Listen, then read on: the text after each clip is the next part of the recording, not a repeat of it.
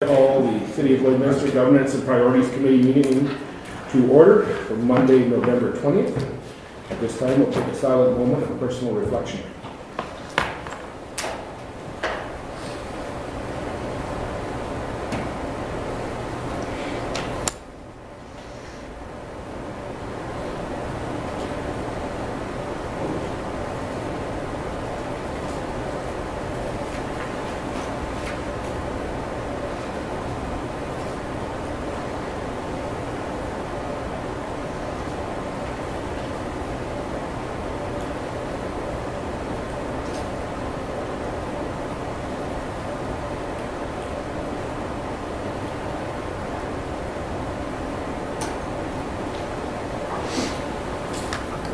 As a reminder, all members of council are obligated to declare a conflict of interest or pecuniary interest as per section 133 of the Lloydminster Charter regarding any item on this agenda. I'd like to remind council that this meeting is for discussion and information gathering only. All decisions will occur during council meetings. We thank all our presenters at this time. I'll look to council for direction regarding the agenda that's laid before us. Councillor Begg. I make a motion that the agenda dated November 20th, 2017 be approved. Seconder, Councillor Monroe. Any questions or comments before I call for the question? All in favor? Opposed? Carried. I'll look to council for direction on item 3, the approval of the previous minutes. Councillor Monroe. That the Governance and Priorities Committee minutes dated November 6, 2017 be approved. Seconder, Councillor Buckingham. Any further discussion? Not seeing any, I'll call for the question. All in favor? Opposed? Carried.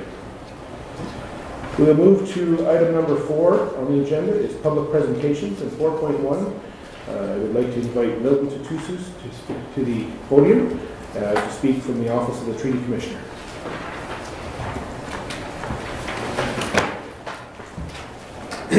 Good morning. All my relations, good morning, Your Worship and members of Council. I'd like to acknowledge, first of all, that we are in the center of Treaty 6 territory, and Fort Pitt, just north of the city, along the river, whereby our ancestors entered into treaty over 140 years ago in 1876. I come from the Poundmaker Cree Nation, just east of here, about 40 minutes. Visited the city, spent a lot of time here as a young person. And then back 30-some years later, after attending college and university, earning a livelihood and working on my own career for the last several decades, working for the Office of the Treaty Commissioner as the Director of Livelihood and Economic Independence.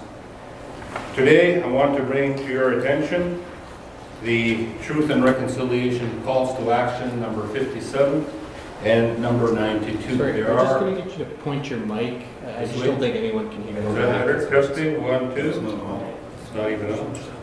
There you go. Is that better? Thank you. That chewed up a few of my minutes here. Seconds. I have the timer on.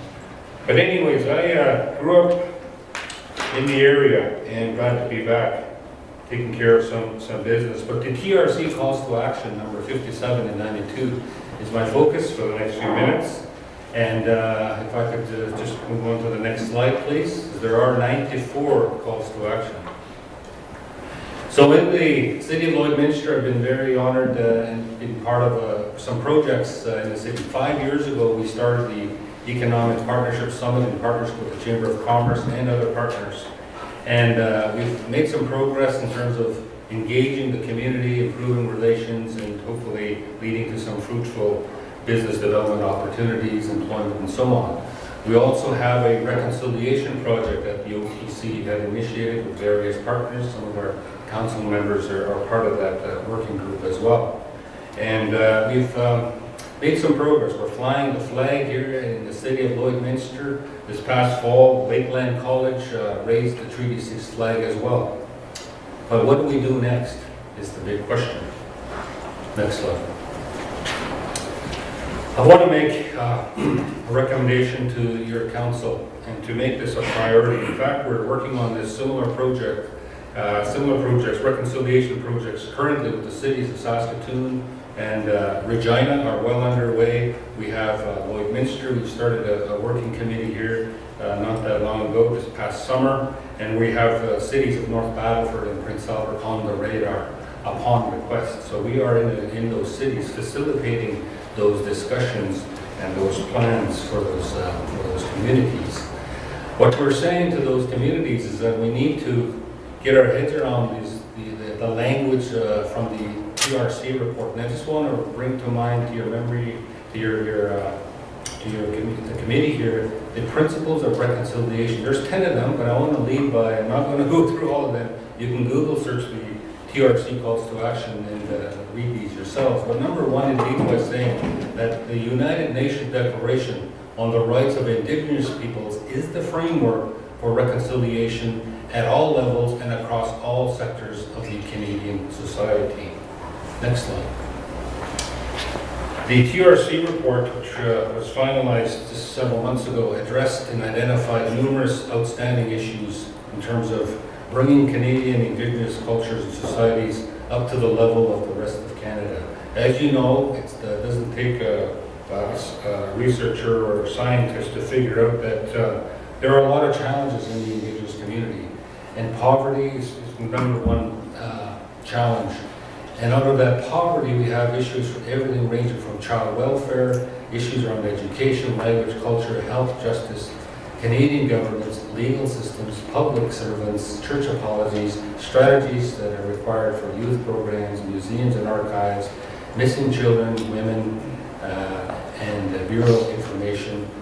There's the creation of the National Center for Truth and Reconciliation in the city of Winnipeg, commemoration, media, sports, and business. So there's a lot of recommendations there on what we as a society can do to improve the next 150 years, if you will, of the Indigenous reality in this country. Today I want to focus on just two items, what Canadian governments can do across Canada and what the business communities can do. Next slide.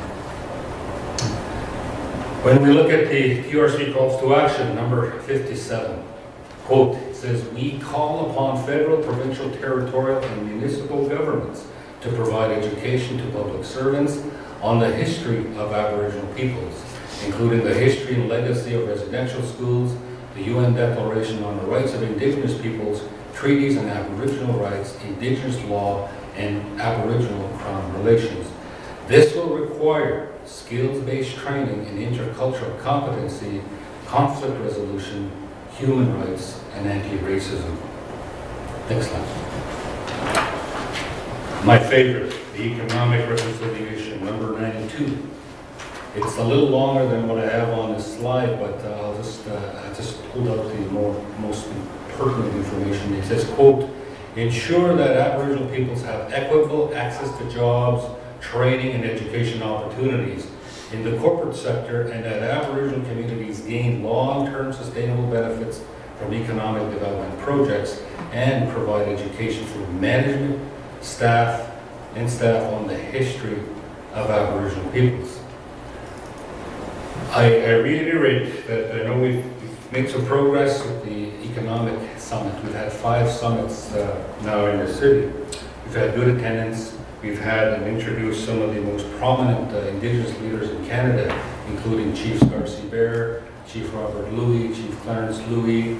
We've had Chief Tammy Cook-Searson here this year, and many, many other leaders from communities which I call the kick-ass tribes, doing very well in terms of their revitalizing the livelihood of their communities. They're enjoying unemployment rates similar to that of most Canadian cities, and so on. And it's very different from the other reality where a poundmaker in my community, just east of here, for the on-reserve, employable individuals, we probably have an unemployment rate of about 50%, if not more.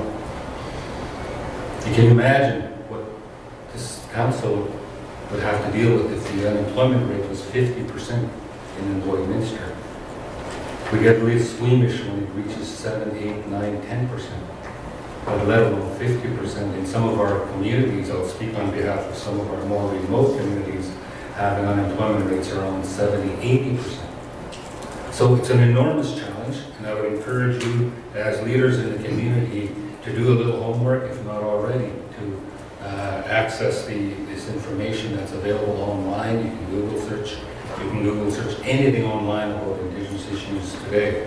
And so with that, I'd just like to, maybe next slide, I think I just have my contact information and leave any opportunities and time for you to ask any questions or make some suggestions. So I was told I had 15 minutes, already I've got 8 minutes left. If not, I'm just here to not take up a lot of time, but really focus on calls to action 57 and 92, and that the OTC and partners and associates are very prepared and willing to come and work with your community to get to some action. We've been talking about the Indian problem, if you will, for a long, long time.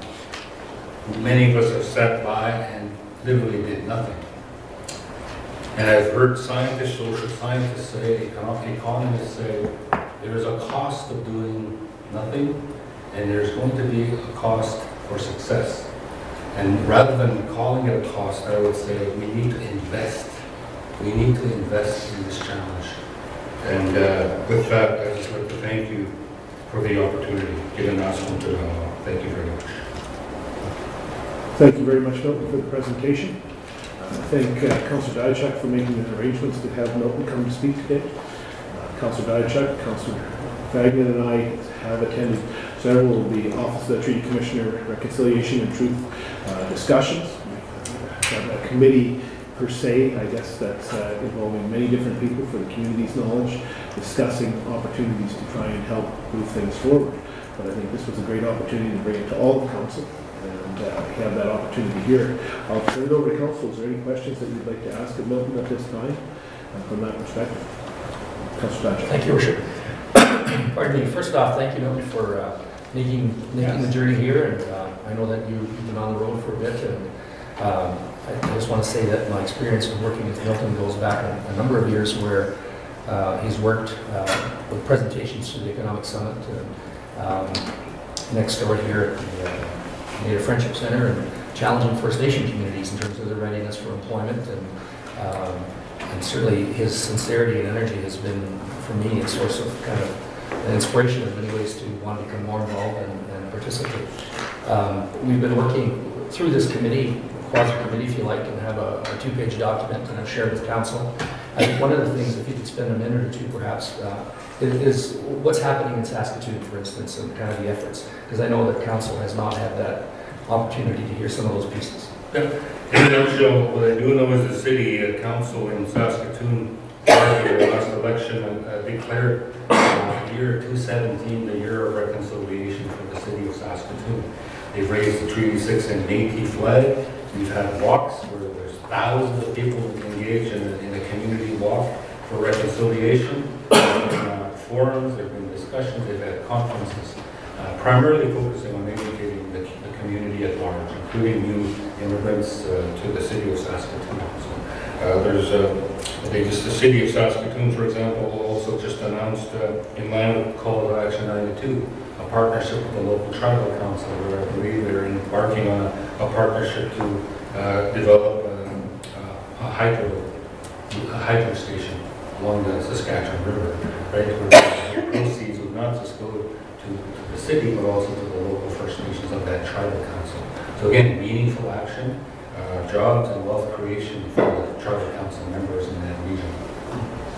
Thank you, and I would just add, I'm losing my voice, the council's happy. But there is a sense of urgency behind this, and from one perspective, I think which is really important is that Premier Wall in his call to action in Saskatchewan noted that by 2020, half the students in the public education system will be either Métis or Indigenous First Nations. And so as we look at stretching that and moving it further out into the field, what we really need to see is an active engagement with the future employees and employers in terms of First Nations taking on initiatives to become employers. But certainly they will play a greater role in our community. And I think we need to sort of get up to speed to be ready, able, willing, and capable, if you like, to work with First Nations community as time progresses and those populations grow. I'll just close by saying that I've been working in the field of human resource management for about 20 years before moving into the economic development. But one common experience we've seen over and over again, primarily in Saskatchewan, in fact across Canada, is when you embark in an Indigenous engagement employment policy, not just a diversity policy, because diversity can mean anything. Have diversity, yes, but you have a specific Indigenous inclusion policy as well. It's very specific, and we can help with that. Be prepared for some backlash. You'll be called Indian lovers and you name it on social media, and so on. There is potential backlash, and we've seen it. And be prepared for that. But we would be very willing to help share some strategies on how to prepare for that, because you need these cross-cultural competencies. Your managers need to know that, and again, there's opportunity. There's a lot of resources now available to prepare managers to deal with those kind of situations. Thank you.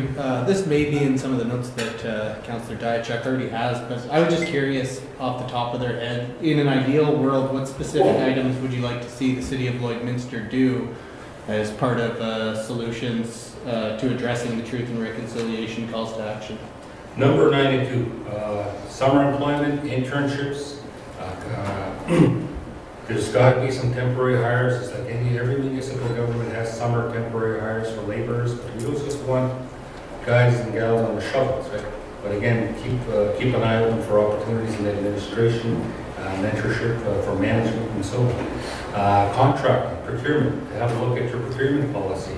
Be sure to include new language that will be more assertive than it has been in the past. So again, employment, entry level, middle management, and procurement opportunities. I think that's low-hanging fruit that any municipal government can engage in. That's what I was asking for, is what is the low-hanging fruit that we could maybe get after and start addressing some of those issues?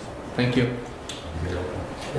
If I could add as well, is that certainly the committee that Milton's been working with as well, we've had representation from Frog Lake, Little Pine, Onion Lake, and certainly the discussions have been more regional, if you like, in our context here. And I think they've been fruitful, positive, and not without challenges, but I think they've certainly moved the agenda forward. And I'm pleased that Milton's played a role for it, and then we had the opportunity to be part of those meetings. We had representation from the city of Saskatoon at one of our meetings. Gilles was, can you give us a little bit of Gilles' role with the municipality? Gilles is the Superman for City of Saskatoon. I don't know his exact title. He's Indigenous Relations Manager, I believe. He used to be the Employment Equity and Diversity Advisor to HR. He's moved up. The city actually created a position for that role, and he applied. He's got 25 years experience, I believe, with the city. He met all the quals, and he's the guy. So. But I think that's important. You need a designated position. Right? You need to identify. I know there's other pressing issues, but if a council is committed, that's what we're advising the city of Saskatoon as well. We will advise North Battleford and Prince Albert, and we're recommending that as well to the city of Lloydminster. Thank you, Milton. Any other questions? Not seeing any. Thank you very much, Milton. Drive safe on your way home. Okay, thanks for having me. Thank you. Have a good day.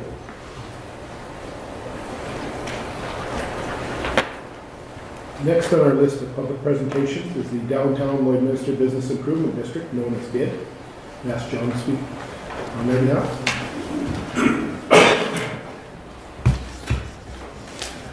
Good morning, Your Worship, City Councilors. I just want to thank you for the opportunity to address you this morning. My name is John Rakochi. I'm the board chair of the Downtown Lloydminster Business Improvement District, formerly known as Streetscapes. Our board has been providing oversight to the revitalization of the downtown core of Lloydminster since its inception in 1989. City Council at the time recognized the need to have an organization who focused specifically on the economic development, visual enhancement, an event hosting in our downtown, which in turn would help our downtown grow and flourish. From this, our board was created. Today, our board consists of property owners, business owners, and interested downtown employees who believe in the need for a vibrant downtown. The vision of our board is downtown Lloydminster is a vibrant and urban destination celebrated for its vast collection of professional services, unique social experiences, mid to high-end retail, and an appreciation for the arts. Our mission is to serve and meet the needs of our members and their customers while developing an attractive and engaged community via the creation of opportunities for collaboration and expression that results in desirable social experiences. I'm not following what's up there, just so you know. So here are a few of the highlights from our board for the past year. We've rebranded ourselves. We're no longer known as Streetscapes. We're now Downtown Lloydminster Business Improvement District. More clearly defines who we are. We've updated our logo, website, and have increased our online presence. We've hosted many successful events downtown, such as Street Fest, a new community favorite, Sip and Savor, Downtown Win Your Wish, sidewalk sales, window painting contests, and much more. The board and our administration has obtained training through Roger Brooks, who is an expert on community branding and downtown revitalization. So where we'd like to go in the upcoming year, we've recently met the last 2 or 3 weeks as a board and restructured, created new strategic objectives. And those 3 are, we would like to work on developing a facade improvement program for businesses in the downtown. Number 2, develop a proposal to present to you, City Council, to bring in Roger Brooks to complete a downtown assessment. And we know this is something that is on City Council's radar with the DART, and we look forward to partnering with you and seeing how we can work together with that. Lastly, develop internal events to promote planning and bringing the downtown community members together in a more unified way. The city has always supported the downtown board through a tax levy attached to the yearly property taxes of downtown property owners. This levy has allowed our board to carry out its work with the support of a contracted agency, which currently is the RBA, that carries out the day-to-day operations of the downtown. Our board's understanding is that the tax levy for 2018 should be approximately $145,000. For this reason, our request is for that amount. This money will continue the work of the bid to ensure downtown Lloydminster is a vital part of the city of Lloydminster. On behalf of the downtown board, thank you, City Council and your worship, for your continued support, and I look forward to strengthening the relationship we have with you in the days ahead. Once again, thank you. I have any questions. Thank you, John, for the presentation. I'll look to council for any questions that they have. Bid? I think it's just important to clarify that this is a tax that is collected strictly from the downtown businesses. We collect it as a city and then we give it back to them. It's not just an amount of money that the city is donating to the downtown. It's actually money that those downtown owners are being taxed on. We're collecting it and we're just giving it back to them for the better improvement of the downtown. I just want that to be clarified so that the public realizes that it's their money and we're just giving it to a board to distribute it amongst. Thank you, Councillor. I think that's a very important point, that we appreciate that the downtown is willing to allow a levy to be put and not object to that levy, and in turn they use it for the betterment of the businesses downtown, which is an improvement to our entire community. And I think that speaks very loud, clearly to the way the businesses downtown are committed to enhancing the business, enhancing our community, and I appreciate that very much. I support that fully. From that perspective, I think that your 3 plans for 2018 are certainly a great course to lay forward, and I think that with some discussion we can certainly help see what we can help facilitate out of those 3 and make things improve continuously. Because I think that I had the opportunity, as some of the council did, to attend the Roger Brooks, one of the webinars in particular, and there's no question a downtown, a vital downtown, a vibrant downtown I should say, is so important to our community. because we can look to major cities throughout North America, and where the downtown has failed, it's not a pleasant sight. And I think that we want to maintain our downtown. It's key to our city. How that happens, that will take the work of the businesses, this council, and community to do that as a joint partnership. Because I think that there's opportunities and we can go to different places, but we need to have that partnership. And from this perspective, I think I speak on behalf of council. We're certainly prepared to work with the downtown people, and we appreciate you coming forward with this presentation. Is there Councilor Buckley? Thank you, Your Worship. Thanks, John, for the presentation. You did bring up the DARP, which is the Downtown Area Revitalization Plan. That has been on council's radar for a while, and you also mentioned partnership to maybe move that forward. As your board, we're going into obviously budget deliberations and trying to set a plan for 2018. Has your board discussed that and how you would consider yourselves partnering if that was something that went ahead through the 2018 budget? Because I don't see it, that kind of thing, a financial expense in your report to help that way. Is there other ways that you guys discussed it? Right, our board hasn't discussed financially contributing to that. It would be, our board consists of property owners, business owners who have a vested interest in downtown with many wonderful ideas. The strategic objective, the 3 strategic objectives that we've set for the upcoming year are just 3 of many. So we would love to be a part of discussions and work with whoever's working on the DART. We'd love to be a part of those discussions and creating a plan for downtown. And I think, like I mentioned, Roger Brooks's training. He's an expert. He's gone across the country, across North America, revamping, revitalizing downtown. I think incorporating some of those aspects. So we, as a board, would like to share some of that knowledge that we have too with the DART committee.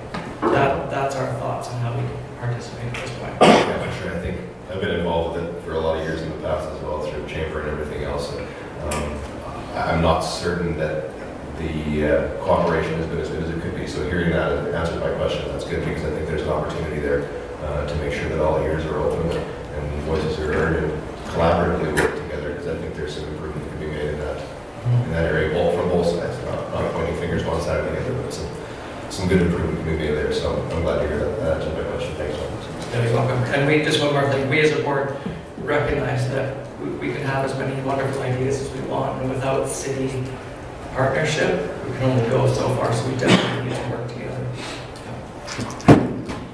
Councilor Corson. Thank you. I just had a question. I thought you had mentioned while you're speaking that you'd like to get Roger Brooks in to do the downtown no, you didn't say to do that. It's just for the training? Yeah, sorry, I'll clarify. He has his own, so what Roger Brooks, one thing that he does is he will physically come into a city with a team, work with, interview stakeholders in the community to find out where are the needs. He'll make suggestions, he formulates a whole, he makes a recommendation to a community. So, here's from facade improvement, economic development, visual enhancement. He looks at the whole downtown. So then that would be essentially doing the DART in that scenario, or the redevelopment plan?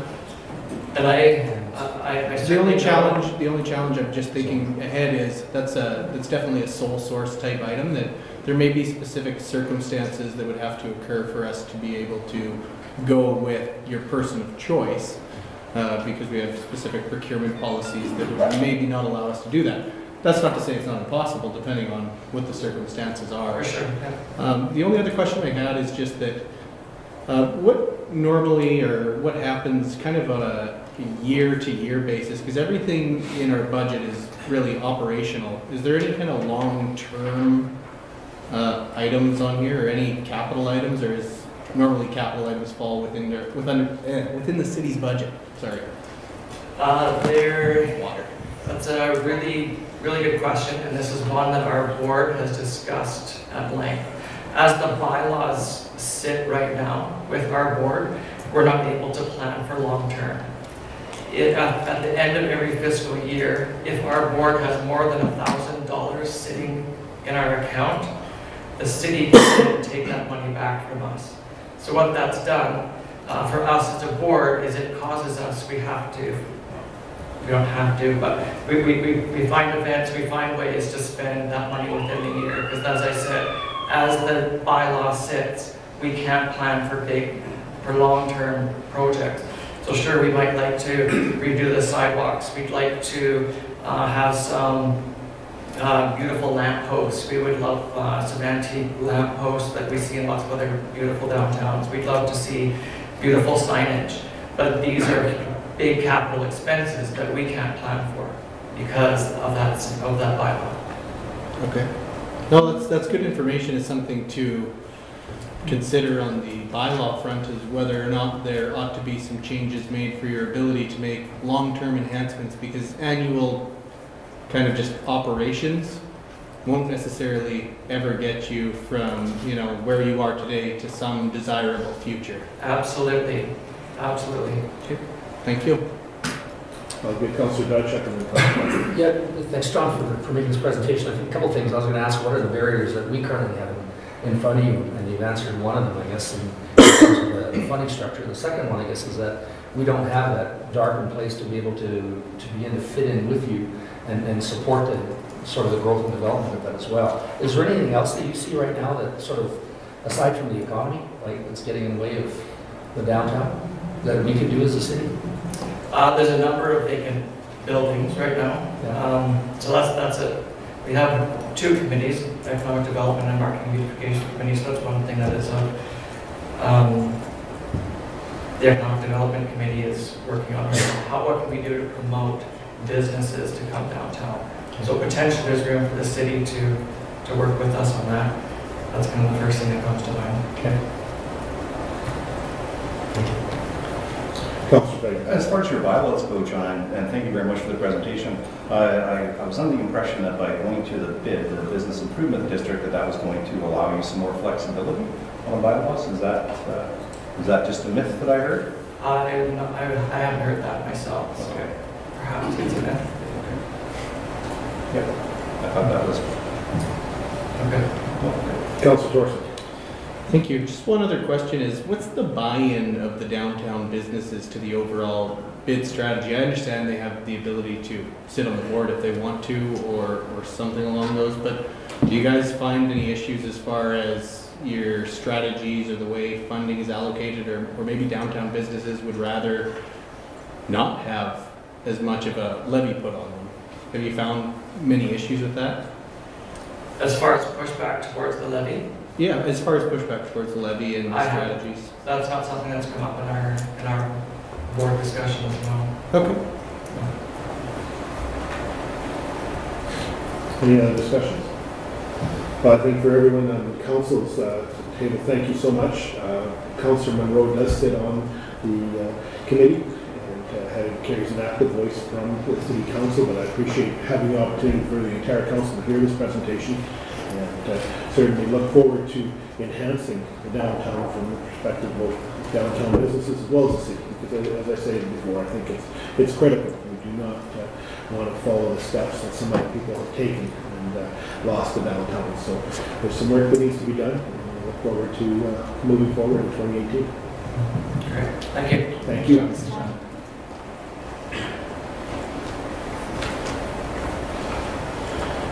As I look to agenda item number 4.3 would be the Lloydminster Facility Corporation, and I look to Joel.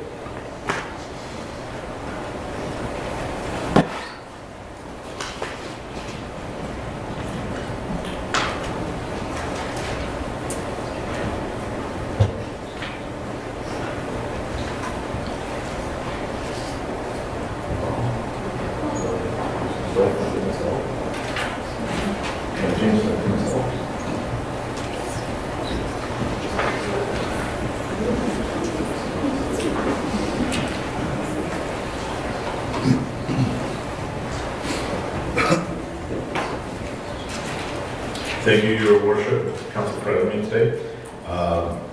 Today I'm presenting the Facilities Corporation third-party act on behalf of the Facilities Corporation. The Lloydminster Facility Corporation is a corporation formed by the City of Lloydminster to operate the Lloydminster Golf Course. Oops. So, as you know, the Curling Center has a 18-hole golf course, 8-sheet curling facility, squash and racquetball courts, and a lounge that hosts multitude of events.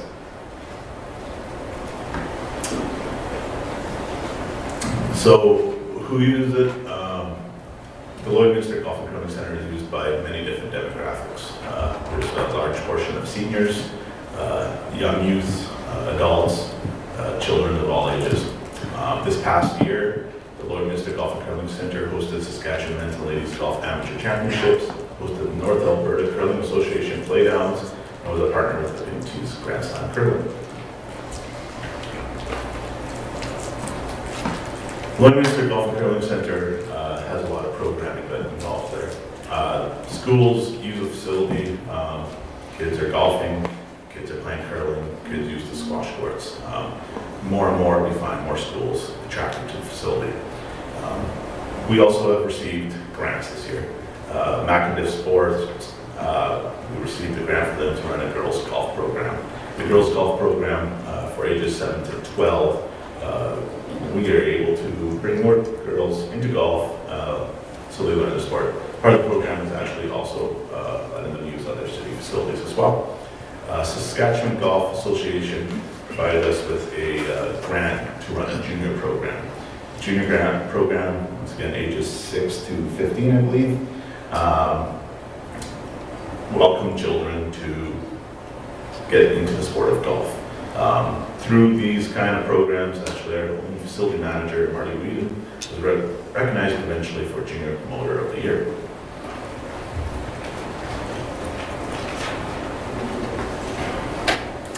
So projected numbers for 2018 on the golf side. Now these numbers in golf has everything to do with golf. So on the revenue side, this is the memberships, the fees, things sold in the, or merchandise sold into the pro shop.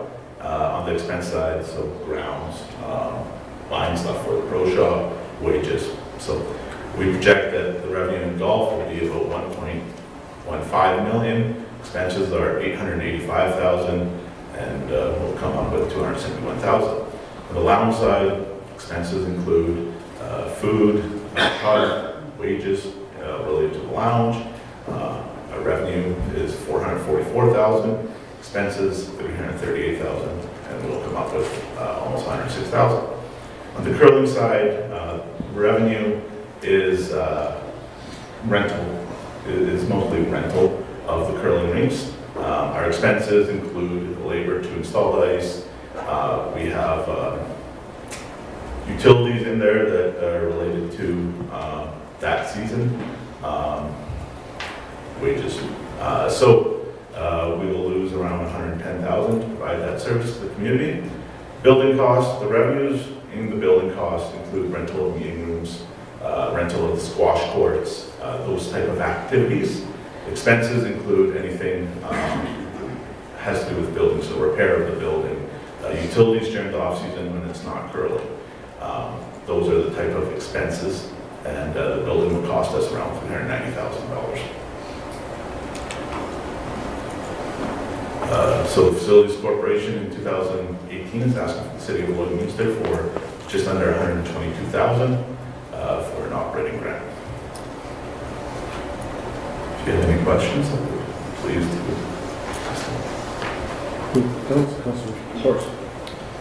Thank you, Your Worship. In this budget, how much is the golf fees down from current year in your projected budget for 2018? How much, like the revenue? Yeah, the difference between revenue of the season that just ended versus what you have in the budget for this year.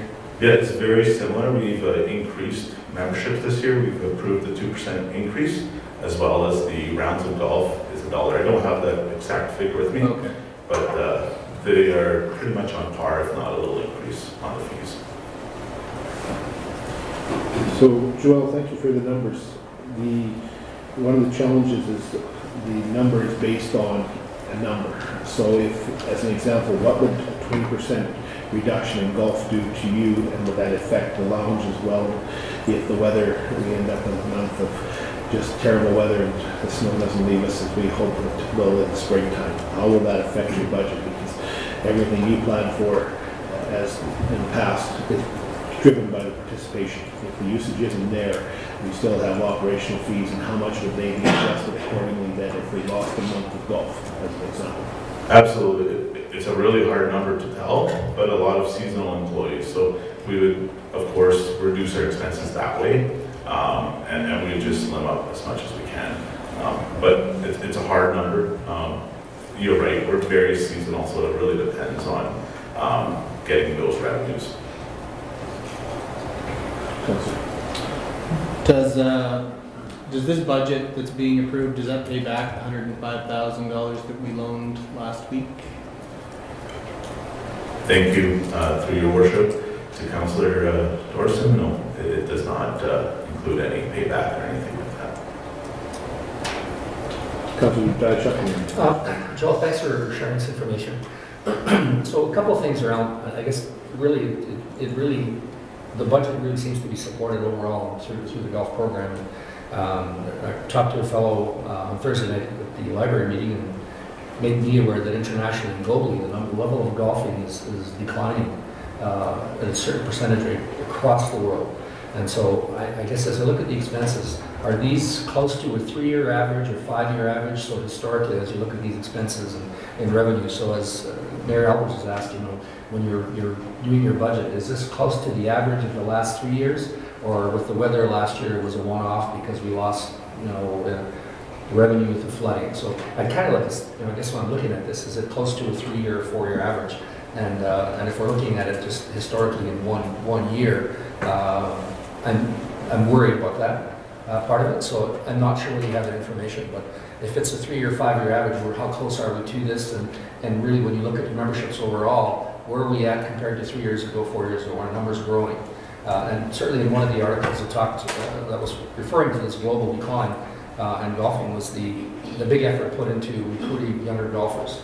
And I guess, I don't want to drill down too far into the strategies that you and Marty and the group will be doing, but you referenced it earlier in terms of engaging, females, young women, and the schools and the like. So I'm pleased to see that, because that's the future of that golf program and future golf users here. So to go back, what's the average, this budget compared to the average in terms of users and user numbers over 3 years? Are we close? Are we up? Are we down? What are we seeing?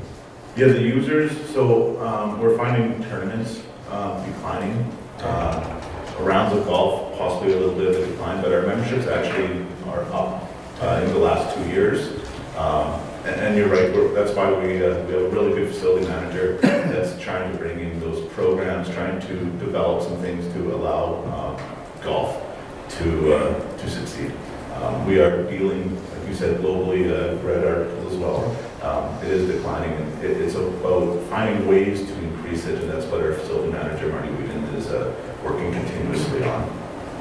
So to what efforts does Marty make to go out and sort of beat the bushes to get tournaments up and going? I think in the past, when the economy was hot, it was like, get in line and I'll get with you and you set your tournament up. And we're not at that point anymore where the economy has slowed down. So I'm just wondering what efforts are being taken on that front to make sure that we promote, we come up with new ideas, perhaps even discounts to get more people out onto the course. And we find that once people have the opportunity to be out, they're more likely to return in many sports and many areas that we're seeing. So is there any budget committed to that where Marty's going to go out and beat the bushes, and you perhaps as well? I don't know who does the recruiting around that, as well as sponsorships. And to what degree are sponsorships playing a role in funding each of the holes that, as part of the revenue as well? Absolutely. So the facility manager is responsible, and so he is very good at following up with past clients as well as continuing to talk to potential new clients to get tournaments up, as well as sponsorship. So he, especially in the off season, will talk to all the existing, saying, would you like to sponsor? Here's some packages, as well as go out and get some new ones. He works extremely hard on that. So what portion of the revenue is from those whole sponsors? Yeah, we don't have whole sponsors, but sponsorships. I thought we used to have sponsors on, this hole is sponsored by company XYZ and... Yeah, those are mostly tournaments. Just tournaments? Yeah. And Marty, maybe you can shed some light on tournament sponsorship works. So yes, so is there any opportunity for us to get sponsorships for holes and non-tournaments as well, I guess. I'm just trying to think of it corporately. I'm going to turn on the sponsorship question to Marty. Okay. Can you let him know kind of what we offer? Yeah. Thank you, Marty. And I just want to touch base. I know globally golf has been down in the province of Saskatchewan. It's actually went up. And last year, just a marginal percentage, 2%. As far as the sponsorship goes, a lot of it comes from our cart wraps or corporate sponsorship. There is tons of opportunity to improve with sponsorship on bench signs, on the flags, on merchandise, corporate merchandise, working with some of our corporate sponsors, giving them staff shirts, golf balls, that kind of thing to grow the business. So there's definitely a lot of potential there. And now you have to be more creative. I think a lot of people are moving towards digital sponsorship. We're seeing that people are gearing away from the cart wrap, signage, that kind of thing. So talking to a lot of our clients, that seems to be the way they're going, and just keeping up with them and trying to be creative on the sponsorship side. Because we used to have a person that would go out and Yes. and find those sponsors. Yeah. We don't have that now. We don't have that now, and in my opinion, I don't think that that's a negative thing. There's a lot of people in the community that want to talk directly to the golf professional and manager at the facility instead of some representative from the city of Lloydminster. It's more of a personal thing for their business. They have someone that's accountable that they can talk to at the facility, see what kind of benefits they're getting from the promotions. So the relationships there have improved quite a bit. Okay. Has Has that part of the business grown then, or Marty, or? That's a huge part of the business, growing the sponsorship side for sure. Just to clear up the sponsorship, sorry, Marty, Yeah. thank you. Yeah. The Facilities Corporation has been doing their own sponsorship for some time now, for 2 years, where the city position that I believe you were alluding to with sponsorship was doing the other facilities. So there is a separation there, just to clear that up. Is there any other questions on this side before I get to Councilor Dorson? Councilor Dorson. Thank you. As a member of this board as well, there's been conversations we've been having recently, and part of it is around the strategy and really looking at what this golf course and curling center is, and that's kind of a big picture question that I think changes how we feel about an increase to the overall third-party ask, we'll say. In the past, I think a lot of people have viewed this as a club, and this board wants to get away from the club mentality. It's a municipal golf course where anyone wearing most anything can go and have a round of golf and have a good time, and it's not a fancy place where you need to be of a certain socioeconomic background to be able to go. And really it's about providing another opportunity for recreation in the city, which overall, helps get people to want to live here. They want to live somewhere where there's ability to have recreation, and maybe you're into curling. So it's one of those things where this is just a part of the overall recreation program in the city that you need to do as part of community development to get people to want to live here. So as much as it's a pain to have to pay more out of essentially property taxes to have that service, in the grand scheme of things, it's part of economic development to have community development opportunities, because people want to live somewhere where they have things to do that increase their overall quality of life. That's all. Thanks, Councilor. Councilor Buckingham. Thank you, Your Worship. Yeah, I think it's worth noting that I'm fairly certain that not one of our recreational facilities in the city makes money. That's correct. Not an arena, nothing, right? So these are things that people come to expect that the city provides. The one thing I wanted to talk about that I can appreciate from you guys and Marty and everybody, diversifying revenue streams at the golf course. You guys have branched out this year, I think it's fair to say, hosting different events. We brought in comedians and dueling pianos and that type of thing this year. That was a first, correct? We started that last year. Yeah. So how has that gone over this year, and how much of your revenue stream is divulged from that going forward? Is that something we're going to continue to do because we've had success at it? Is it something we're going to discontinue because it's been not successful? We've had, thank you, through your worship to Councillor Buckingham. We've had some success with it. We'll try, we keep doing it. It's a very small revenue stream But it does bring people in, and so that's the important part, is to continue bringing people in. Yeah, for me, it just showed effort, and it showed care, and it showed a way of saying to the community at large, we want to do things to better ourselves here. We're not just coming to city council and to the community for more and expecting that we're going to do nothing for it. Right? It showed some drive to me, and I think that's to be commended. So, Marty, Joel, thanks for that. Councillor Thorson.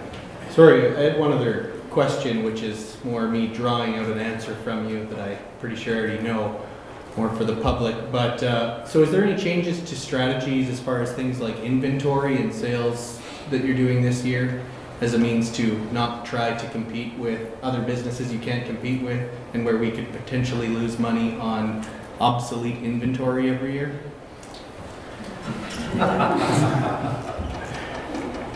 Thank you, through your worship, to Councillor Thorson. Yes, we are trying to streamline all operations there, and making sure that when we have product or merchandise to sell, that it's what is selling and what makes sense. We don't want to continue to keep merchandise that isn't selling. We are, as you alluded to, a public golf course, so we need to have essentials there, but we are going to work very hard on our merchandise and what we actually carry in the pro shop. Not to mention, it's extremely difficult to compete with a big box store, nor philosophically should we necessarily be competing with a big box store. I guess I've got a couple questions if I can continue on with the question, Joel. It asked that for council's information, we'd ask you to come back to GPC with a 5-year comparison of the chart you gave us today, if you wouldn't mind, so that we can see where we've been for operations from the golf revenue, the lounge, as well as the building and the curling center. If I could ask that of you. The next question, and again, I'm not sure if I don't think I know the answer, that's why I'm asking it. Was there any sponsorship sold this year in the curling ice? When I was at the facility, I didn't notice any logos in the ice surface. Did I miss them? Or has there been some logos sold there? Scoreboard advertising and a couple ice logos. Okay, there was a couple. The lights weren't on, so I didn't see them right off the bat that jumped out. So, you know, certainly one of the things I hear from people in the community as well is the economics. And that was a question that leads to the next question. What can we do to enhance curling? Because we see golf by the numbers should make us a profit. The lounge should make us a profit. Curling is strictly driven by the number of curlers. So what's being done to try and enhance regular curling as well as, and I know it's driven by the economics, but what initiatives have we taken from the Facilities Corporation and the staff there to drive hopefully an increase in the number of curlers? Thank you, Worship. So we've reached out to the curling club, and we've been working very hard with them for the last couple of years. Unlike golf, we work with the club at the Golf and Curling Center. Same with, we have seniors. So to increase what we've done is we've worked with that team. We've ensured that when bonspiels are coming, that we work very close with them to make sure that they want to continue to come back. In some aspects, we've run a bonspiel to make sure that it continues. So we're working very closely with the Curling Association to ensure that they have a nice place and that hopefully their numbers continue to increase. Okay, so it's basically the association also driving this as much as we're providing the facility, but it's the association locally or club, curling club, that brings in the members, and that's who curls. Exactly, just like minor hockey or figure skating or those kind of things. There's a senior association as well that does curling, and then of course the school groups. Okay. So, Your Worship, so if I could, Joel, that based on that, are the curling numbers going down, or so what efforts are the curling club taking on to make sure that their numbers are growing and then they're investing in curling the same way that you're doing with golf? Because in the end, if the numbers aren't there, it becomes, how do you keep the lights on, right? Absolutely. Through your worship to Councillor Dudchek, my understanding is that Curling Association has had a small decrease. this year. And so we're still working with them. I think the city bringing in things like Pinty's Grand Slam of curling will help to show the sport off a little bit more. Any other, Councilor Buckingham? Thank you, Worship. I think it was encouraging during the Pinties to see, my son was one of the fortunate ones that got to go and curl on the ice Saturday morning with a bunch of juniors, and there was 50 of them, all under the age of 12 or 13, that were out there curling and even looking around the rink. During the week, there was schools were coming in and taking in the sport, which I think will help, of course, grow up. The legacy projects of these types of events are great. You see the aftermath of it in the year 1 and year 2 after that. You see typically a bit of a spike in usership. And I know that my son couldn't get into the school curling this year because before we sent the paperwork back in, it was already full. So, it seems to be that there's a bit of uptick in the youth usage of that facility, which to me is very encouraging. Any other questions? Thank you very much. Well, also, like I say, if we could ask you to have you come back at the next GPC meeting with that information, that would give council a little bit more background and from that perspective. Absolutely. Great. Thank you very much. Thank you, Worship. Thank you, Council. Moving on to 4.4, the Lloydminster Public Library Operating Plan and Budget.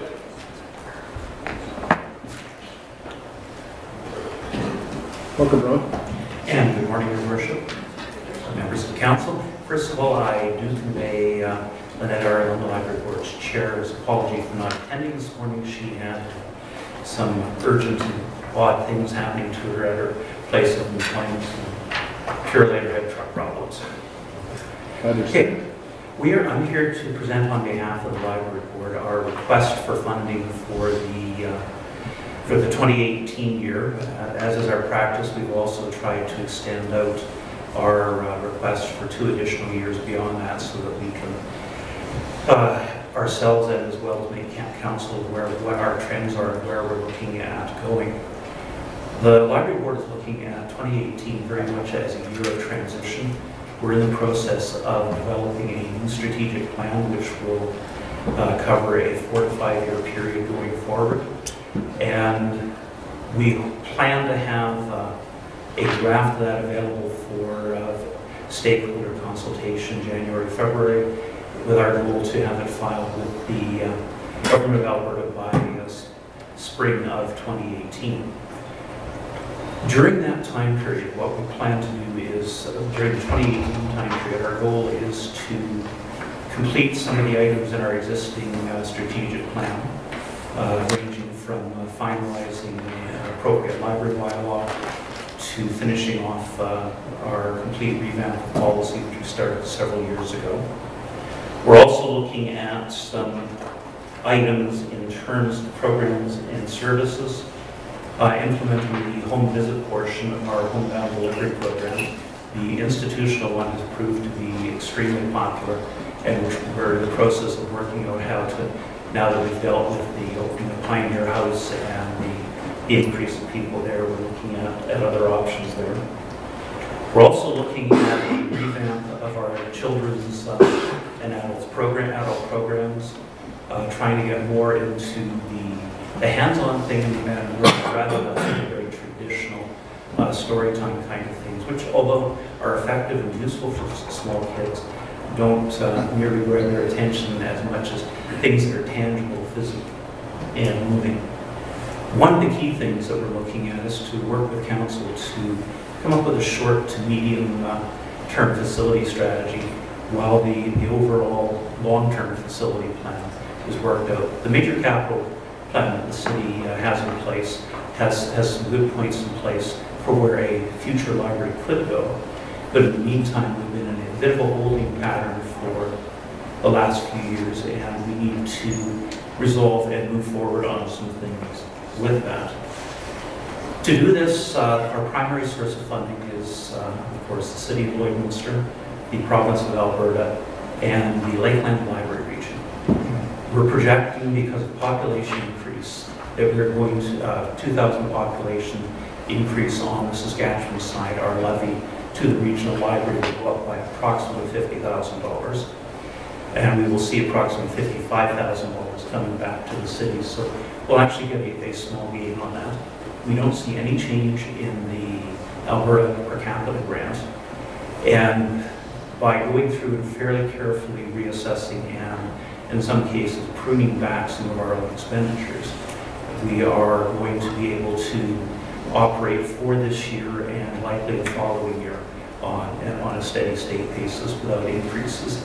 But that avoids the issue, two of the issues tied into the facility, space that's leased and some issues in terms of long-term capital items such as carpet, painting, things like that that are now past due for a refresh. We last did them in 2003. We plan to do them in 13 or 14, and as various proposals were dealt with in terms of facilities, sort of push them down the road and put them back a bit.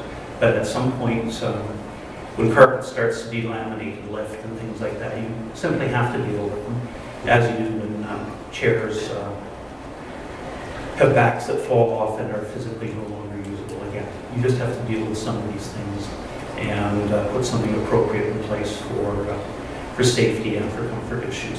So again, for this year, we're looking at no change in our request from the city, and that's something that would likely continue the following year if everything else holds steady.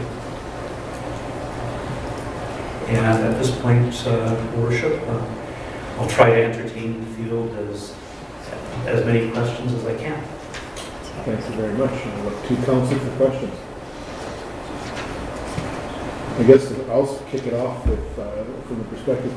In your revenue streams, I see that you receive you've indicated the province of Alberta, certainly the city, the Lakeland Regional Library, or Lakeland Library Region. You receive some funding from County Vermilion River. Is there any funding provided on the Saskatchewan side from our neighboring municipalities? There is no funding on the Saskatchewan side provided directly to public libraries, except for the two large cities, Saskatoon and Regina. Under their scheme of organization, those two cities are treated separately from all the other communities where they are branches of the appropriate regional library system. The province funds the regions, and how the region works out the financing is up to the internal negotiations and decisions of the regional library. Okay, if I can continue first down. So there's no funding from our two adjacent rural municipalities from that perspective. There is, again, the two rural municipalities do not directly fund the library, but they do pay the same mandatory levy to the regional library system that we pay on behalf of the city, and some of that money does slide back to us as part of the additional funds we get back from the region. They're in essence funding the regional system that's in place in Saskatchewan, which is different from Alberta's as usual. Yeah, they move the money around North Battleford, and usually there were a couple of years we were getting very close to dollar in, dollar out, but we have managed to maintain the 10% more than we send back process for the last several years. Okay. Let's start. Thank you, Your Worship. Through the end of this year, are you assuming that you are going to have any kind of surplus from the current year? Your Worship, Councillor Torreson, the answer at this point would be yes. We do fairly frequently have surplus funds at the end of the year due to under expenditures in our budget. These under expenditures are usually a result of shortage in staff, or in some cases due to projects that are being done over 2 years. The estimate this year on the staff side, at the end of September, we were about, on wages, we were about 10,000 under, and on all the other benefits together, it was another 10,000. That was as at the end of September. And we estimate that it will probably be something fairly similar to that. There are a couple of other accounts where I know we will be under the repair and maintenance for example, for our book sorting and such system will be under expended. In certain of these cases, we've readjusted those expenses for 2018 to bring them down to something more closely resembling the historical average. But yes, we will have some money left over, and without going cutting loose and spending frivolously, I can't say that we will not have that. So over a number of years, if you know things, you had a year that's a bit more, a year that's a bit less, would you be in a position where cash would build within the library? If it was just an anomaly from year to year? We would definitely be within a bit of a position because we have some cash, for example, income from requests that we can gather, set aside, and then use at our discretion down the road. We haven't touched that particular fund in a number of years, and there's others out there. The other thing that we've done is, as per instructions from prior councils, which of course the current council is not bound to, we were given guidance that certain categories of expenditure we would have to provide for on the capital side. So the comment was start putting money aside. So as we received rebates on workers' compensation or EI or various other unexpected funding, we put that aside so that it would be available in future years. Just on the bequests you referred to, would those normally be held in the investment area or in the cash accounts?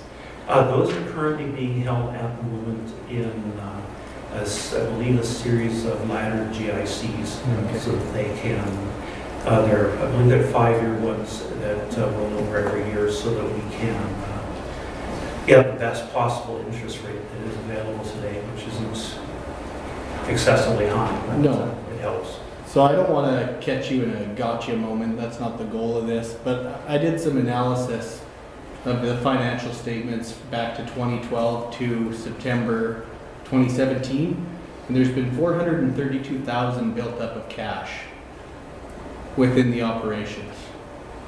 So we're now sitting at a balance at September somewhere in the 465,000. I realize that's not an audited number and it's only midway through the year and there's other things that are going to come up during the year. Yeah, that's... I'm just curious if that adjusts your third-party ask at all, if you have that much cash built up. Well, first of all, I would say that it is an unaudited number and it doesn't reflect our normal plan, which is to hold off all but essential expenditures until the last quarter of the year, because we've been caught short or napping on expenditures, and you sit on anything that isn't absolutely urgent until then, and then go ahead and do it. Having said that, yes, there's from our perspective, we have too much sitting there, and we have a list of projects ranging from things like the need to replace the carpeting plan that we looked at a couple of years ago to replace the lighting in the building, which is now, or in our space, which is now 25 years old. All of these are subject to sort of a reasonable estimate on payback, which is, if we're going to be able to be there for another couple of years, is it worth it? You hold it for later, or if we're going to be there longer, then it makes sense to use that money for those purposes. Fair enough. But if you're in a surplus position, we're asking for more money for some of these capital items, and you already have essentially the cash to do them, do you need to ask for the additional funding for those capital items? Just a general principle question. No decision can be made at this table. I understand that.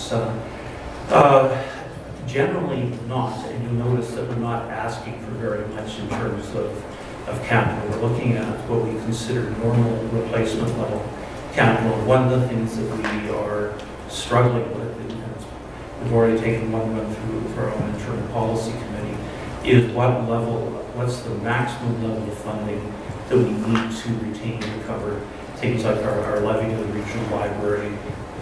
If the province of Alberta, for example, if I can leave their compassionate restraints, is their latest phrase, decide to change their funding, what do we need to be able to insulate ourselves for at least a year? and therefore what is then available and that can be productively used. We've identified internally about a list of that size worth of expenditures, everything from replacing 25-year-old chairs and things like that that need to be done at some point.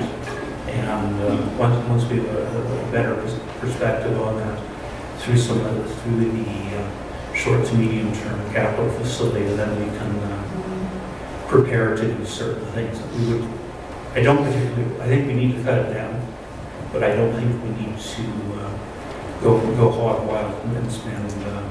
Yep, I understand. One more question. So then, if we only ever ask for as much as we need from year to year, but there was a strategy to build up cash so that you could deal with these things, is it possible that in past years you were asking for more money than you needed, or there was a conscious choice to not spend all your money that year? Because this year it's a balanced budget, or like $348 from 2016's budget. 2017 is $1,300 after or before amortization. But then the actual results for 2016 was a $78,000 increase in the cash position. So I'm going to leave it at that. I think the rest of council can get an idea of where I'm going. I would say, in answer, Your Worship, to Councillor Torres, it's not our intent to do things like that. Our intent is to estimate reasonably what we need, but for various circumstances, and especially on the staffing area, we haven't had a lot of, I would consider a lot of luck or good fortune on it in terms of filling and refilling positions. If we end up with gaps, we end up with funding that is put aside, but it also means that things that we plan to do with those hours of staff haven't been happening, and that's not a good thing from our point of view, because we then juggle staff. We work people in ways that we don't want to, and we also simply don't do things we had intended to do. For example, when we changed our shelving around, it took us almost a year to get the second part of what we've done because we didn't have enough staff to deploy to do the work and make the shift happen. And that's... But you had the cash, you could have paid someone to do it. Just throwing it out there. Yeah, we could have, but that would have required the debate, which we opened last spring, on how much do we keep, how much going forward, and where does the concept of the building and space and the cost for it fit into the whole thing. And that's been a little bit up in the air the last couple of years. Fair enough, thank you. So I'm just looking at the capital expenses. And so this transfer to replacement reserve, $5,000 per year. So how many years have you been doing that for? Your Worship, Councilor Monroe, that is a fund that we are building to acquire a small delivery vehicle for use with our outreach service as it grows. We've set up, there's also a operating account in there where we're paying for commercial delivery. And the goal was to put enough money aside, about $5,000 a year, until we achieved approximately $30,000. And at about that point, the cost of contracting for the delivery would be more than the cost of us using our own vehicle and staff to do it. So what year did you implement that? I'm sorry? What year did you implement that? That would be 3 years ago. 3 or 4 years ago. We're within a couple of years of the target on that. Councilor. Thanks, Your Worship. Pardon me. Stephanie's question is basically what I was going to ask about the 5,000. The other part of it, though, I guess, is that going forward, if we were able to see those reserves as part of the proposal, I think would be important for us. We've been through the budgeting process now, this is our second time, and found out last minute that there was all of a sudden several $100,000 in reserve, and really we're caught at a point where we weren't able to discuss that and even review it. And I think the position of the cities is that our role isn't to accumulate reserves just for the sake of having reserves. And so it would beg the question as to what the plan is. Taxpayers give money and they pay it, they want to know that we have a plan and that we're going to achieve those things. And if you're accumulating reserves, I guess the point would be, and why aren't you achieving those goals? Because I think that's a fair question to the people that use the library, the people who pay taxes, is that, so you had this for how many years, why aren't you getting it done? The second part, I guess it's more information, but so it would be to Director Stang, I guess, would be if there's rug or other furnishings that need to be replaced, does that come out of your operating budget or is it a more general budget? How's it funded? Thank you, Your Worship, through Councillor Diachak. I'd actually defer that to Peter McHugh, our building maintenance director. I had some assumptions, but I don't want to stay too long back. Peter, if you could, those questions, I think he was working in this. He's ready for the door. Councillor, I'll ask you just to reinstate the question, if you wouldn't mind, just bring Peter up. Welcome, Peter. So in the library, for instance, when we're looking at, and we have the lease, how does the money flow from the city to replace the carpet? So do we expect it to flow through, I guess, the library's budget? Or does it flow through a different budget? And so how do we replace the carpet in that building? Yeah, so for example, back to, we had looked at replacing the lighting in the facility. My understanding is that was going to be done through city capital expenses. That project was put on hold a year ago based on the work we are doing with the downtown project. So those capital items were put on hold as the head librarian has already indicated. But as far as replacing carpet and stuff, I'm not sure the process, whether that's a fully city capital funded project like the LED lights were, or if that's a library perspective. So that's what I was looking for. All right. Pete's clarification. And the point for asking it, I guess, is that if you're accumulating this reserve, and under the misconception that you're responsible for paying for the rug, and they pay for it, then we need to have the left and the right hand talking to each other. And I guess my recommendation would be that prior to approving this budget or looking at it, I would like to see a plan relative to the capital that's in reserve, the amount and what's the direction, where we going with this. As I said, our point for cities is not to accumulate reserves, to simply have them. And I recognize that, you know, everybody in their household is putting money aside for a rainy day. But we don't do it at the expense of perhaps doing other things we should be doing. And there's a fine balance in it. And I think we're trying to find what that is, and I would ask that if the library could come up with a plan, I think it would be important for us to hear. My understanding through the lease agreement with the building owner and the library is actually with the city of Lloydminster holds that lease. My understanding is any capital improvements would be city's projects to undertake from a capital improvement perspective. Now, when it looks at capital acquisitions such as software, equipment, chairs, those types of things would be on the library. But I would have to do some verification to make sure that is actual facts. Okay, thank you. Councillor Torson?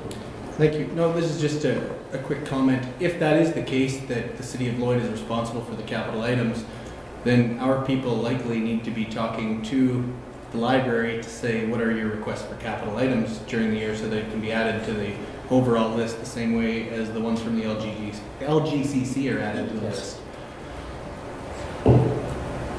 Yeah, and if I could, Certainly. I have final comments on that to Councillor Diachak, Your Worship.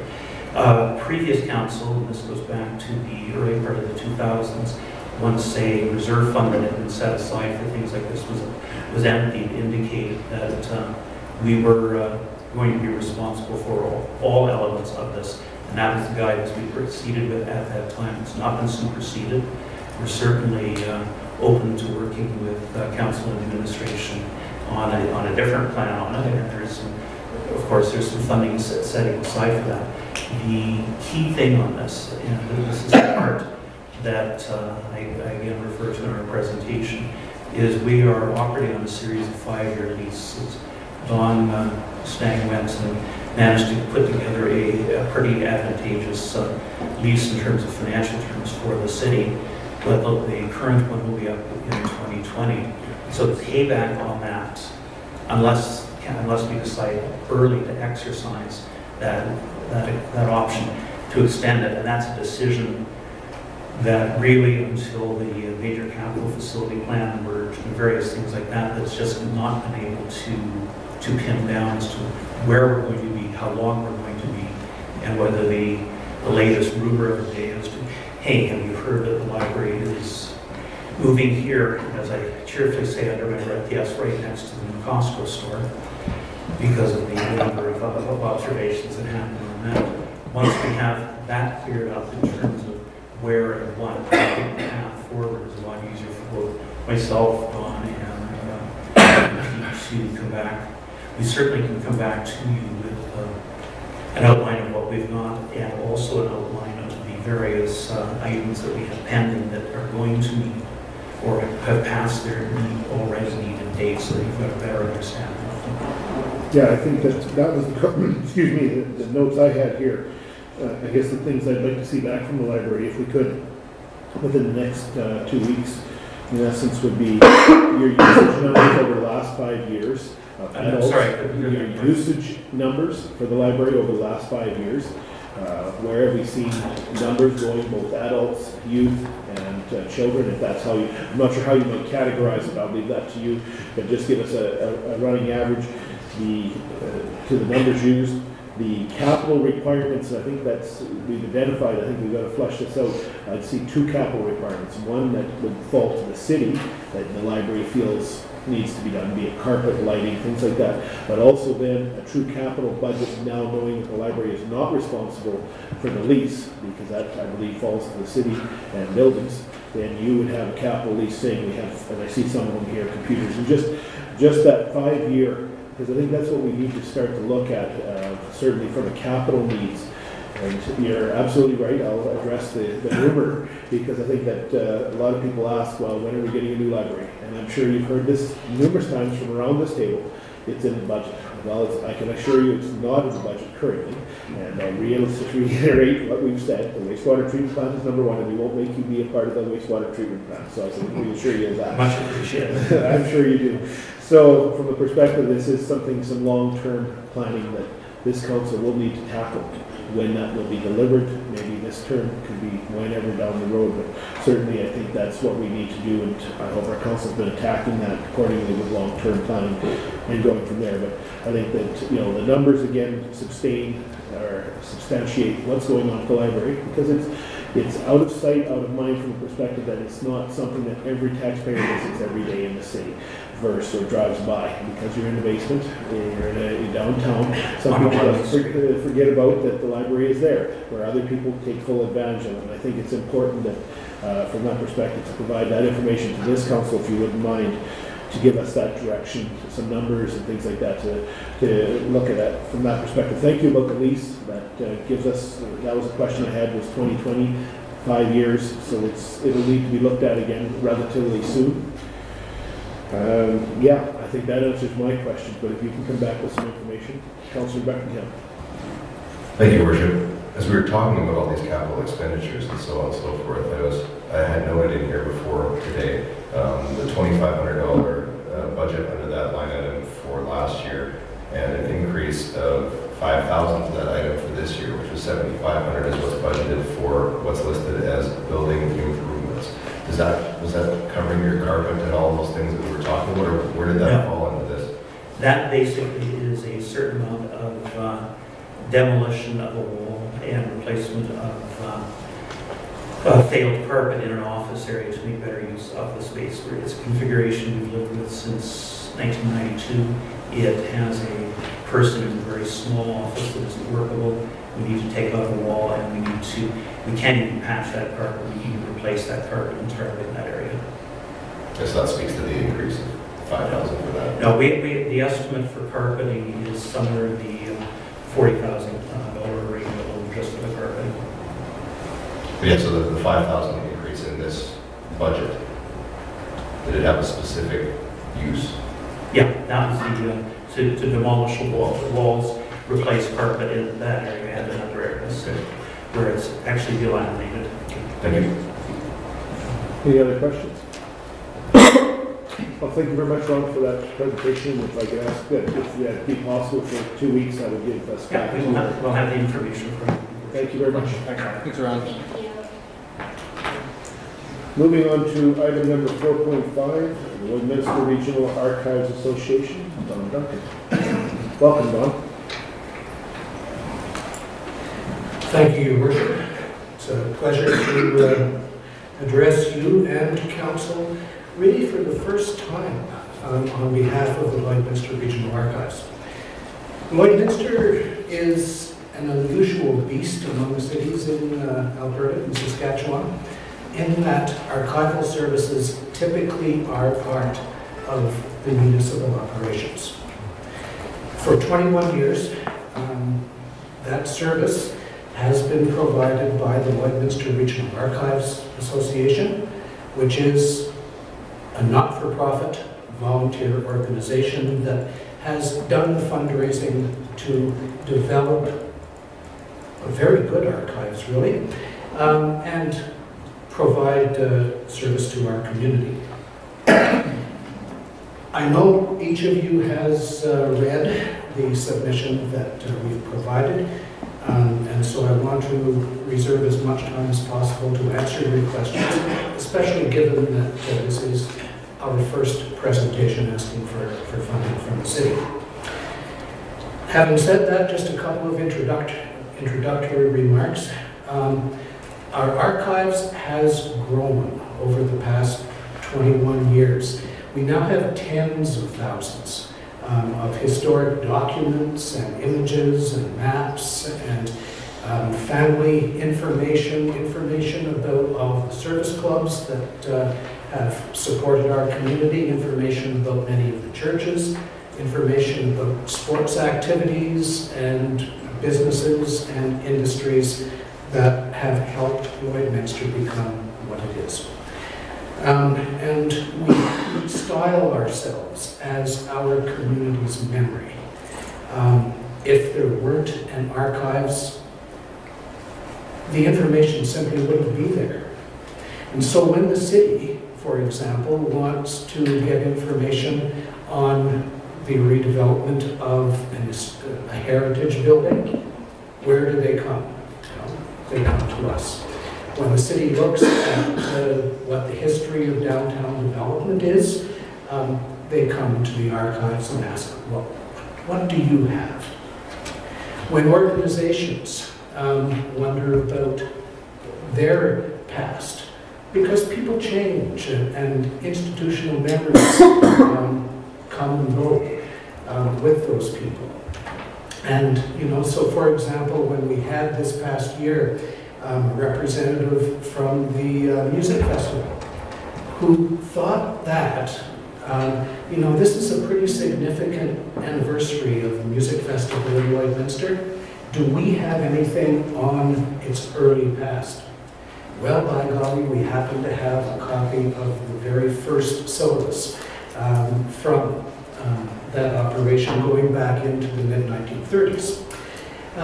So the range of our collection is significant, and we're delighted to make it available to help our community understand its past so that it's in a position to plan its future.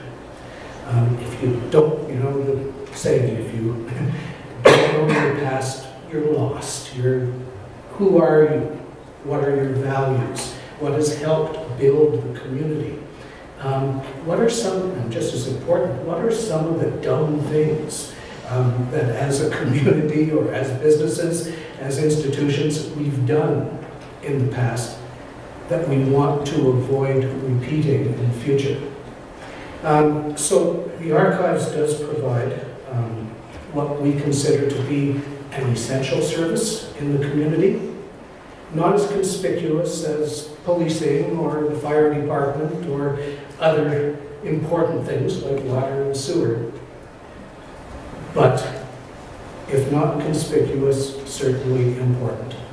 We want to continue providing, actually enhancing archival services in our community, and with the support of the City of Lloydminster, we look forward to continuing in that mode.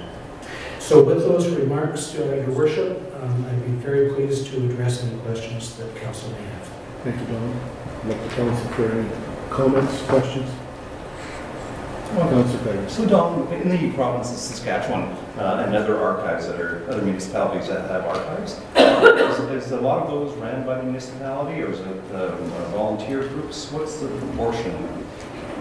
There's an interesting mix. Some archival operations are strictly in-house municipal operations and departments. Particularly in those communities where there's a community and a city corporate archives in operation. And we can talk about that at some point as well. In other communities, there is a partnership where the municipality does provide typically space, some financial support, and there is, however, governance and fundraising that is left to the not-for-profit local organization. And certainly that's the model that we aspire to and would encourage. Councillor Buckingham. Thank you, Worship. Thanks, Alan. Just curious, I know I've had this conversation with some members of the archives before. This isn't just a Lloydminster archive, the word is regional. We do have, as far as Maidstone and different places, and talking to some of the staff that have come to us for archival information about their own communities. Just was curious, the 2017 budget for you guys had a membership and donations of 16,000, but the projected is about half or a little less than half that at 7,000. You're projecting the same thing for 18. Do these regional user groups, let's call them, contribute to the archives for that reason? And why the decline from 16 to 7? The donations, I guess, vary. Some of the donations come from individuals, most of them in fact, but others do come from businesses. For example, this year we recently had very generous support from the Lloydminster District Co-op and also Synergy Credit Union. We cannot count on those donations year to year. We solicit them and shall continue to solicit them. But again, no news here. Donations are hard to get in this day and age. And so that's the variation. In terms of our relationship with the region, if you like, we do not get any funding from other municipalities. And I think our connection is historic more than anything. We have to recognize that Lloydminster as a community was founded as the center of our region, supporting the agricultural community initially. This is the center of our greater community. And so a lot of the early history of Lloydminster is in fact regional history. Certainly we have a substantial collection of that. Most of the more recent material that we have brought in does pertain more particularly to the city of Lloydminster. Thank you, Worship. Just one follow-up to that, just so people understand it, because I'm not sure that everybody in this room has ever been or ever asked for anything. If I want something from there, does that come with a cost to me? Is that something that is left to, I'd like to find out something about this in 1990. Do you have anything on that? Do I pay for this service? Is it a donation in kind for this service? What's the expectation there from someone that comes in to the archives? We do have a fee structure for the production or reproduction of photographs or documents. It's a matter of a few cents or a few dollars per page, and certainly doesn't provide cost recovery for the overall operation. We do rely on donations.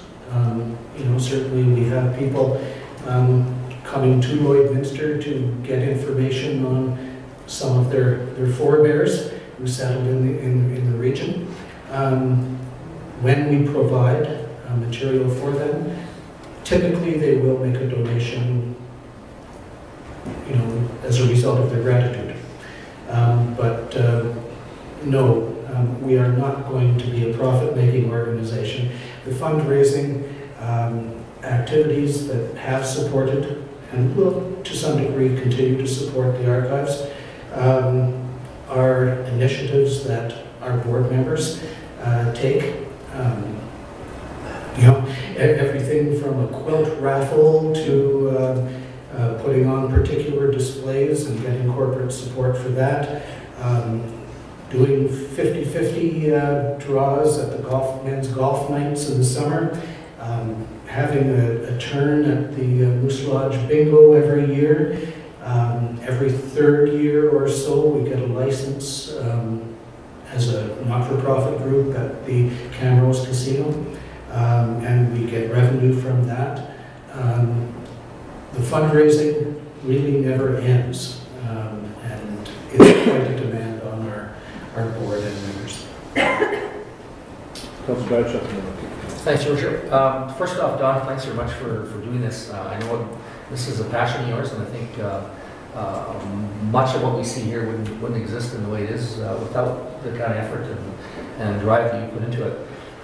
Looking at other archives, what lessons can we learn out of this? Because I guess, you eventually get into the burnout of, oh, we go to cameras again, oh my God, and I have to go and someone's going to make a quilt or an Afghan or whatever, and raffle it. How do they look different? How do the archives look different than other communities, than ours?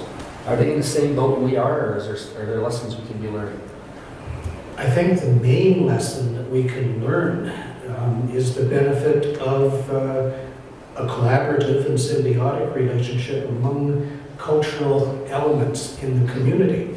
And so, for example, there are efficiencies that can be gained in having the community archives work in conjunction with the public library, for example, or with the cultural center and its museum function as well. And I think that having the standalone archives is very inefficient, and we can gain efficiencies by that kind of collaboration.